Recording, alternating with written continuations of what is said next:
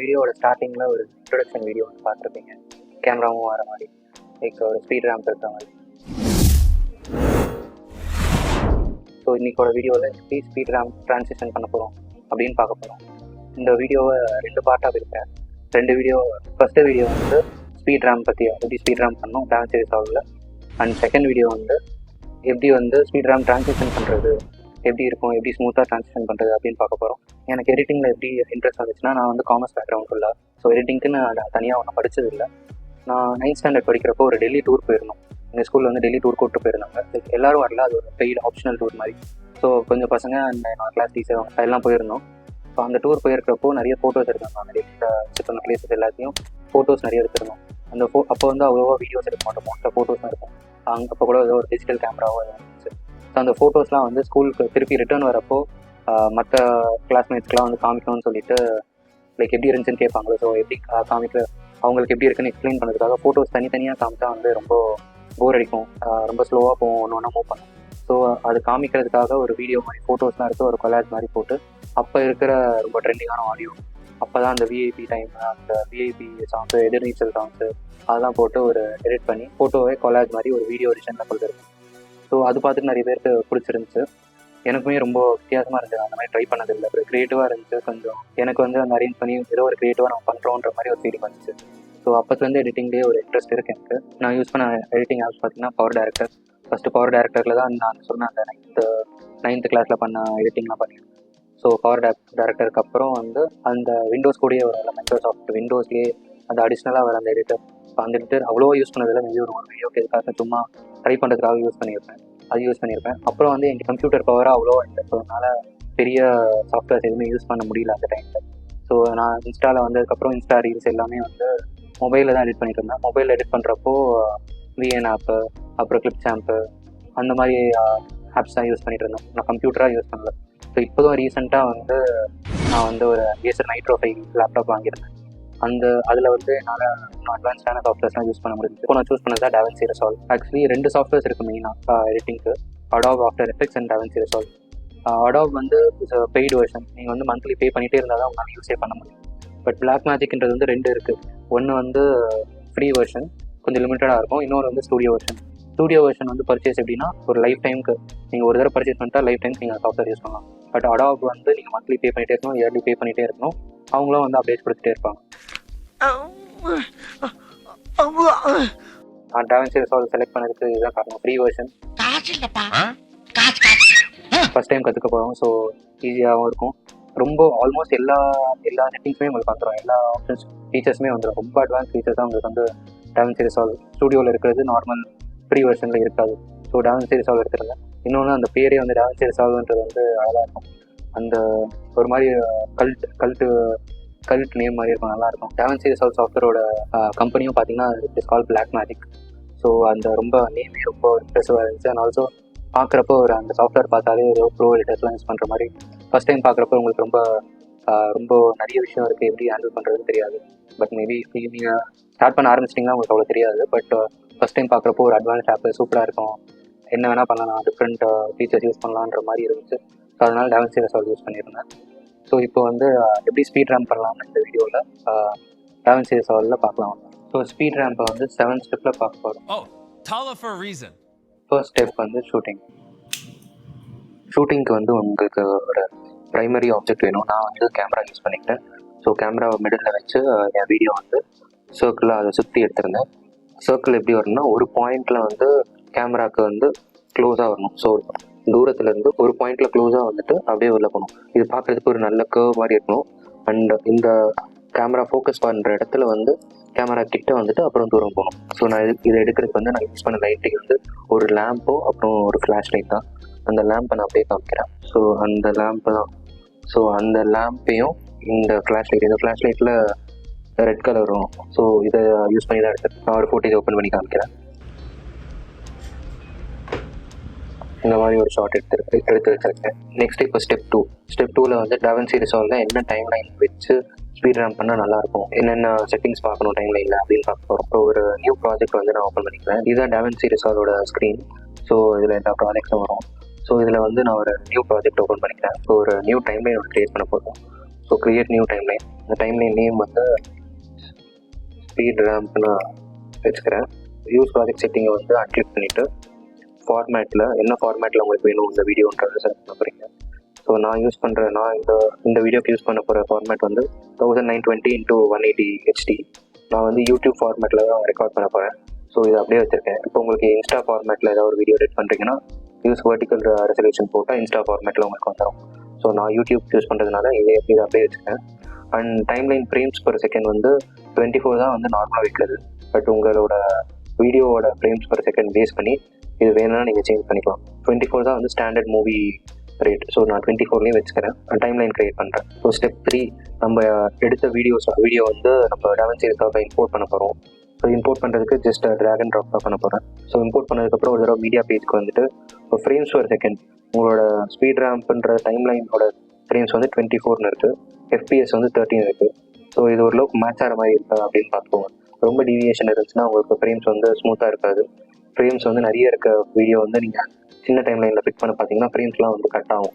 So அப்போ வந்து உங்களுக்கு ஸ்மூத்தான வீடியோ ஸ்பீட் ரேம்ப் வந்து கிடைக்காது. ஸோ எனக்கு 24 ஃப்ரேம்ஸ் என் டைம்லைன் வச்சுருக்கேன். இந்த வீடியோ வந்து 30 ஃப்ரேம்ஸில் இருக்குது. ஸோ அது பரவாயில்ல, இட்ஸ் ஓகே. நான் இதே செட்டிங்ஸ் வச்சு ப்ரொசீட் பண்ணலான்னு இருக்கேன். ஸ்டெப் 4 வந்து key framing. So key frame பண்ணுறதுக்கு முன்னாடி நம்மளுக்கு தேவையான எந்த போர்ஷன் ஆஃப் வீடியோ வேணுமோ அது மட்டும் நான் கட் பண்ணி எடுத்துக்க போகிறேன். ஸோ எனக்கு இந்த போர்ஷன் எல்லாம் தேவையில்லை. எனக்கு வெறும் இந்த பார்ட் மட்டும் இருந்தால் போதும்.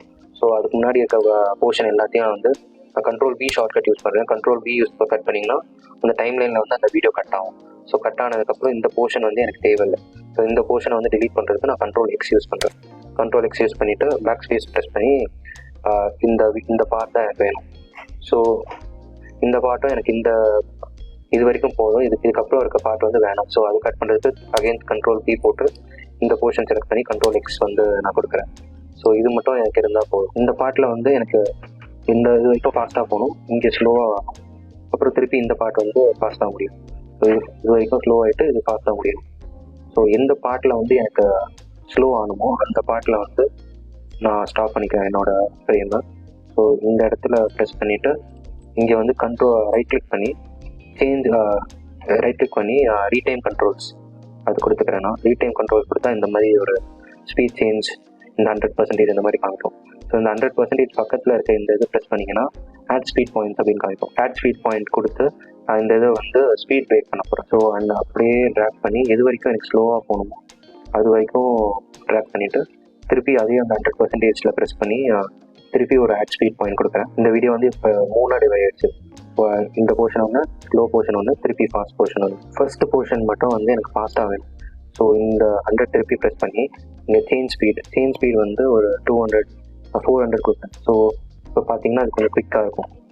இது வந்து ஒன் வே எப்படி இந்த இது வந்து கிளிப்பை வந்து பாஸ் பண்ணுறது, இந்த ஸ்பீட் பாயிண்ட்டை பாஸ் பண்ணுறது. இன்னொரு வே வந்து நீங்கள் இந்த இடத்துல மேலே ப்ரெஸ் பண்ணிங்கன்னா இங்கே ஒரு ஆரோ மார்க் மாதிரி காமிக்கும். ஸோ இந்த ஆரோ மார்க்கை நீங்கள் ரெடியூஸ் பண்ணணும், ஸ்பீட் ஃபாஸ்ட் ஆகும். ஸோ எனக்கு எண்ட்லேயும் ஃபாஸ்ட்டாக வேணும். ஸோ அதனால் இந்த ஆரோ மார்க் யூஸ் பண்ணி நான் ஸ்பீட் இன்க்ரீஸ் பண்ணுறேன். ஸோ இது வந்து பார்த்தோன்னா ஒரு 400 ஸ்லோ ஆகுது, திருப்பி ஒரு 400. இந்த பிளேஸ் வந்து ரொம்ப பெருசாக இருக்க மாதிரி இருக்குது. ஸோ இங்கே வந்து மூவ்மெண்ட்டே இல்லை. ஸோ இதை வந்து இன்னும் குறைக்கிறதுக்காக இங்கே உங்கள் கர்சரை வச்சு இந்த பார்ட்டை வந்து நீங்கள் ரெடியூஸ் ஆர் இன்க்ரீஸ் பண்ணிக்கலாம். இந்த பார்ட் நான் இன்னும் கொஞ்சம் ரெடியூஸ் பண்ணுறேன். அப்போ தான் தேர்ட் பார்ட்டில் வந்து கொஞ்சமாவது மூவ்மெண்ட் இருக்கும்ன்றதுக்காக. இப்போ ப்ளே பண்ணிங்கன்னா அப்படி இருக்குது. ஸோ ரொம்ப குவிக்காக இருக்குது. ஸோ இந்த 100% வந்து ஸ்லோவாக இருக்கும். வந்து மிடில் பார்ட் வந்து இன்னும் ஸ்லோவாக இருக்கும் நம்மளுக்கு. ஸோ இங்கே ப்ரெஸ் பண்ணாமல் இங்கே மேலே இந்த ஆரோவில் ப்ரெஸ் பண்ணி ட்ராக் பண்ணிங்கன்னா இந்த ஸ்பீட் பாயிண்ட்ஸ் வந்து குறையும். இதோட இந்த நடுவில் இருக்க பார்ட்டோட ஸ்பீட் வந்து குறையுது. இங்கே இப்போ வந்து 40% இருக்குது. இன்னும் குறைச்சி ஒரு 35% வைக்க போகிறேன். ஸோ ஒரு 38% கிட்ட வச்சுருக்கேன். ஸோ இப்போ ப்ளே பண்ணி பார்த்தீங்கன்னா இது வந்து இங்கே ஸ்லோ ஆகுது, பட் ஃப்ரேம்ஸ் வந்து பிரேக் ஆகிட்டு இங்கே திருப்பி குவிக் ஆகுது. ஸோ இந்த மாதிரி இருக்குது. ஸோ இதுதான் கீ ஃப்ரேமிங். இந்த ஸ்லோ ஆகிற பார்ட் ரொம்ப பிரேக் ஆகிறதுனால இதை வந்து ஒரு செட்டிங்ஸ் மூலமாக நம்ம இம்ப்ரூவ் பண்ண முடியும். அந்த செட்டிங்ஸ் இம்ப்ரூவ் பண்ணுறதுக்கு இங்கே இந்த சைடு வந்து இன்ஸ்பெக்டர் டேபில் வீடியோ செட்டிங்ஸில் கீழே வந்தீங்கன்னா ரீடைம் அண்ட் ஸ்கேலிங்னு ஒரு ஆப்ஷன் இருக்கும். அந்த ரீடைம் அண்ட் ஸ்கேலிங்கில் ரீடைம் ப்ராசஸை வந்து நம்ம ஆப்டிக்கல் ஃப்ளோ செட்டிங்ஸில் வைக்கிறேன் நான். அண்ட் மோஷன் எஸ்டிமேஷன் வந்து என்ஹான்ஸ் பெட்டர் அதில் வைக்கிறேன். ஸோ இந்த speed ramp better and speed ramp faster வந்து ஸ்டூடியோ வெர்ஷனில் தான் வருது. ஸோ அதனால் நான் என்ஹான்ஸ் பெட்டர் இங்கே இந்த ஆப்ஷன் வச்சுட்டு ஸ்கேலிங்லாம் அப்படியே மற்ற ஆப்ஷன்ஸ்லாம் அப்படியே வச்சுட்டு இப்போ ப்ளே பண்ணால் கொஞ்சம் ஸ்மூத்தாக இருக்கும். அண்ட் அடிஷ்னலாக இந்த வீடியோ வந்து கொஞ்சம் அந்த ஹேண்ட் மூவ்மெண்ட் ஹேண்ட் ஷேக் இருக்கிறதுனால அந்த ஹேண்ட் ஷேக்கை வந்து இன்னும் கொஞ்சம் பெட்டராக வீடியோ இன்னும் ஸ்மூத்தன் பண்ணுறதுக்காக இதே அந்த இன்ஸ்பெக்டரில் வீடியோ செட்டிங்ஸில் ஸ்டெபிலைசேஷனில் வந்து வீடியோவை ஸ்டெபிலைஸ் பண்ண போகிறேன். ஸோ ஸ்டெபிலைஸ் பண்ணுறதுக்கு நான் க்ராப்பிங் ரேஷியோ வந்து முடிஞ்சளவு குறைய வச்சுட்டு ஸ்மூத்தை வந்து டோட்டலாக 1 வரைக்கும் டோட்டலாக இன்க்ரீஸ் பண்ணுறேன். இந்த இது வந்து மோடு வந்து ட்ரான்ஸ்லேஷனில் வச்சுட்டு இதில் நீங்கள் எல்லா செட்டிங்ஸும் சூஸ் பண்ணி ட்ரை பண்ணி பார்க்கலாம். எது உங்களுக்கு பெட்டராக இருக்கோ அந்த செட்டிங்ஸை நீங்கள் யூஸ் பண்ணிக்கலாம். ஸோ நான் வந்து ட்ரான்ஸ்லேஷன் ட்ரை பண்ண போகிறேன். ஸோ ட்ரான்ஸ்லேஷன் செலக்ட் பண்ணிவிட்டு ஸ்டெபிலைசேஷன் கொடுத்தீங்கன்னா இந்த ஃபுட்டேஜ் வந்து ஸ்டெபிலைஸ் ஆகும். ஸோ இப்போ பார்த்தீங்கன்னா கொஞ்சம் ஸ்மூத்தாக இருக்கும் அந்த பாட்டு. இந்த பாட்டு வந்து இன்னும் கூட ஃபாஸ்ட் பண்ணலாம்னு நினைக்கிறேன். இந்த பாட்டு வந்து இன்னும் கூட நான் ஃபாஸ்ட் பண்ணிக்கிறேன். ஒரு 500 600 கூட வச்சுக்கிறேன். ஸ்டெப் நம்பர் 5 வந்து ரீடைம் கர்வ். ஸோ ரீடைம் கர்வ் வந்து இந்த சடன் சேஞ்ச் ஆஃப் ஸ்பீட் இருக்குல்ல, அதை வந்து ஸ்மூத்தன் பண்ணுறதுக்காக ரீடைம் கர்வ் யூஸ் பண்ண போகிறோம். ஸோ அந்த ஆப்ஷன் யூஸ் பண்ணுறதுக்கு இந்த கிளிப்பை ப்ரெஸ் பண்ணி திருப்பி ரைட் கிளிக் பண்ணி மேலே வந்தீங்கன்னா ரீடைம் கர்வ்னு ஒன்று காட்டும். ஸோ இந்த ரீடைம் கர்வில் வந்து உங்களுக்கு கிராஃப் வைஸ் பார்க்கலாம் எவ்வளோ ஃபாஸ்ட்டாக இருக்குது உங்கள் வீடியோ. இந்த வீடியோ வந்து 400 ஸ்பீடில் போகுது, டக்குன்னு ட்ராப் ஆகி ஒரு 38% ஸ்பீடில் போகுது, திருப்பி இன்க்ரீஸ் ஆகி ஒரு 600 ஸ்பீடில் போகுது. இது வந்து ஸ்மூத்தாக இல்லாமல் ஒரு சடன் ட்ராப் அண்ட் சடன் ரைஸாக இருக்குது. ஸோ இதை ஸ்மூத்தன் பண்ணுறதுக்காக இந்த டாட்டை ப்ரெஸ் பண்ணிவிட்டு இங்கே இருக்க இந்த ஸ்மூத்தன் இது ப்ரெஸ் பண்ணிங்கன்னா இந்த மாதிரி சேஞ்ச் ஆகும். இந்த டாட்டும் ப்ரெஸ் பண்ணி இந்த ஆப்ஷனை ப்ரெஸ் பண்ணால் ஸ்மூத்தாக ஆகும். ஸோ இதை ப்ரெஸ் பண்ணி இன்னும் கொஞ்சம் ட்ராக் பண்ணி விட்றேன், ஸ்மூத்தாக டக்குன்னு போகாமல் ஸ்மூத்தாக ஸ்லோ மோஷன் போகிறதுக்கு. ஸோ இந்த இதுவும் சூஸ் பண்ணி இதையும் நான் வந்து கொஞ்சம் ட்ராக் பண்ணி விட்றேன், இதையும் வந்து நான் ட்ராக் பண்ணி விட்றேன். ஸோ இப்போ பார்த்தீங்கன்னா கொஞ்சம் ஸ்மூத்தாக எங்கிட்ட டக்குன்னு ஸ்மூத்தாக ஏறுங்க, சடனாக இன்க்ரீஸ் ரைஸ் இல்லாமல். இதை சேஞ்ச் பண்ணிவிட்டு வீடியோ எப்படி இருக்குன்னு பார்க்கலாம். ஸோ இப்போ ஓரளவுக்கு வீடியோ நல்லா வந்திருக்கு. பட் இந்த பாட்டு வந்து ரொம்ப அதிகமாக இருக்க மாதிரி இருக்குது. இந்த ஸ்லோவாக இருக்கிற பாட்டு வந்து ரொம்ப அதிகமாக இருக்க மாதிரி இருக்குது. ஸோ இதை இன்னும் கொஞ்சம் ஷார்டன் பண்ணிக்கிறேன். அப்படியே இந்த ப்ளேஸில் இது பண்ணி அப்படியே ஷார்டன் பண்ணிக்கிறேன். ஸோ இப்போ ப்ளே பண்ணால் ஸோ இந்த மாதிரி ப்ளே ஆகுது. ஸ்டெப் 6 வந்து எஸ்எஃப்எக்ஸ் ஒரு ஆடியோ. ஸோ இந்த வீடியோக்கு வந்து நம்ம ஆடியோ கொடுக்க போகிறோம். ஆடியோ கொடுத்தா தான் இன்னும் பெட்டராக இருக்கும் பார்க்குறப்ப விஷுவலாக. ஃபஸ்ட்டு இந்த வீடியோவில் இருக்கிற ஆடியோவை ரிமூவ் பண்ணி ஆகும். ஸோ இப்போ பார்த்தீங்கன்னா இந்த கிளிப்பை செலக்ட் பண்ணிங்கன்னா அதோட ஆடியோவும் செலக்ட் ஆகும். ஸோ அதை ஃபஸ்ட்டு வந்து அன்லிங்க் பண்ணணும். ஸோ அன்லிங்க் பண்ணுறதுக்கு ரைட் கிளிக் பண்ணி லிங்க் கிளிப்ஸை வந்து ரீசெலக்ட் பண்ணால் இப்போ உங்களால் வந்து ஆடியோ தனியாக செலக்ட் பண்ண முடியும், வீடியோ தனியாக செலக்ட் பண்ண முடியும். இந்த ஆடியோவை செலக்ட் பண்ணி அந்த ஆடியோவை நான் எடிட் பண்ணிக்கிறேன். உங்களுக்கு ஆடியோ தேவையில்லை. ஸோ வெறும் வீடியோ மட்டும்தான் இருக்குது.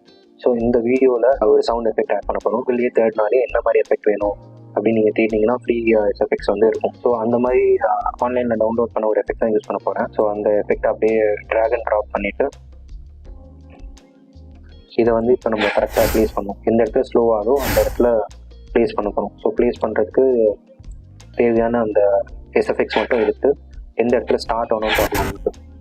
இது வந்து கொஞ்சம் ரொம்ப சீக்கிரமே ஸ்டார்ட் ஆகுது. ஸோ இதை கரெக்டாக கொஞ்சம் அலைன் பண்ணி வச்சுட்டு இப்போ ப்ளே பண்ணி பார்த்தீங்கன்னா உங்கள் எஸ்எஃப்எக்ஸோட பார்க்குறப்ப இன்னும் பெட்டராக இருக்கும். ஸ்டெப் 7 வந்து இந்த வீடியோ எப்படி எக்ஸ்போர்ட் பண்ணுறது DaVinci சால்வ்னு பார்க்க போகிறோம். ஸோ எக்ஸ்போர்ட் பண்ணுறதுக்கு இங்கே கீழே வந்தீங்கன்னா இந்த டேப்ஸில் லாஸ்ட் டேப் டெலிவர்னு இருக்கும். ஸோ இந்த டெலிவர் டேப்பை செலக்ட் பண்ணி இந்த மாதிரி ஒரு ஸ்க்ரீன் ஓப்பன் ஆகும். ஸோ இந்த ஸ்க்ரீனில் வந்து நம்ம ஃபைல் நேம் ஒன்று கொடுக்க போகிறோம். ஸ்பீட் ரேம்ப்னு ஒரு ஃபைல் நேம் கொடுத்து ஸ்பீட் ரேம்ப் இன்ட்ரோ வீடியோ அப்படின்னு செலக்ட் பண்ணி ஒரு ப்ரௌசர் லொக்கேஷன் கொடுப்பேன். இப்போதைக்கு டெஸ்க்டாப்பே கொடுக்குறேன் அண்ட் சேவ். இங்கே வந்து ஃபார்மேட் வந்து நான் MP4 கொடுக்குறேன். MP4 தான் வந்து மோஸ்ட்டாக நான் யூஸ் பண்ணுறேன். யூடியூப் ஈவன் இன்ஸ்டாக்கு வந்து MP4 ஃபார்மேட் தான் யூஸ் பண்ணுறேன். இப்போ ஃபார்மேட் MP4 கொடுத்து இங்கே ரெசல்யூஷன் வந்து நம்ம டைம்லைன் ரெசல்யூஷன் என்ன வச்சுமோ அதே ரெசல்யூஷன் வந்து இங்கே கொடுத்துட்டு குவாலிட்டி வந்து நான் பெஸ்ட்லேயே வைக்கிறேன். உங்களுக்கு ரொம்ப பெரிய ஃபைல் யூஸ் பண்ணுறீங்க, ரொம்ப பெரிய லார்ஜ் ஃபைலாக இருக்குன்னா ஏன்னா ரெஸ்ட்ரிக்ட் பண்ணி உங்களோட அந்த சைஸ் வீடியோ சைஸை வந்து குறைச்சிக்கலாம், குவாலிட்டி குறைச்சி சைஸையும் குறைச்சிக்கலாம். ஸோ நான் வந்து இது சின்ன வீடியோவை ஆட்டோமேட்டிக்காக கொடுத்து இந்த குவாலிட்டி வந்து பெஸ்ட்லேயே கொடுத்து நெக்ஸ்ட் ஆட் டு ரெண்டர் கொடுப்பேன். ஆட் டு ரெண்டர் வியூ கொடுத்தா இந்த ஜாபில் வந்துடும். ஸோ இந்த ஜாபில் வந்ததுக்கப்புறம் இங்கே ரெண்டர் ப்ரெஸ் பண்ணால் கொஞ்சம் டைம்லேயே உங்களுக்கு ரெண்டர் ஆகிடும். டக்குன்னு ரெண்டர் ஆகிடுச்சு. சின்ன ப்ராஜெக்ட்னால டக்குன்னு ரெண்டர் ஆகிடுச்சு. ஸோ அந்த வீடியோ எப்படி வந்துருக்குன்னு பார்க்கலாம். ஸோ இப்படி தான் வந்து அந்த இன்ட்ரோ வீடியோவில் ஸ்பீட் ரேம்ப் பண்ணியிருப்பேன்.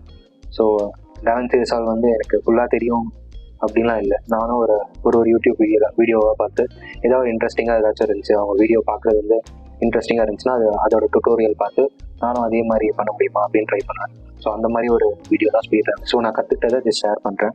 இன்னும் நிறைய இருக்குது. இந்த சாஃப்ட்வேர்ன்றது ரொம்ப கடல் மாதிரி நிறைய திங்ஸ் இருக்குது லேர்ன் பண்ணுறதுக்கு. எனக்கு இப்போதைக்கு சும்மா யூஸ் பண்ண தெரியும். யூடியூப் வீடியோஸ் பார்த்து சின்ன சின்ன விஷயம்லாம் இம்ப்ளிமெண்ட் பண்ணுவேன்.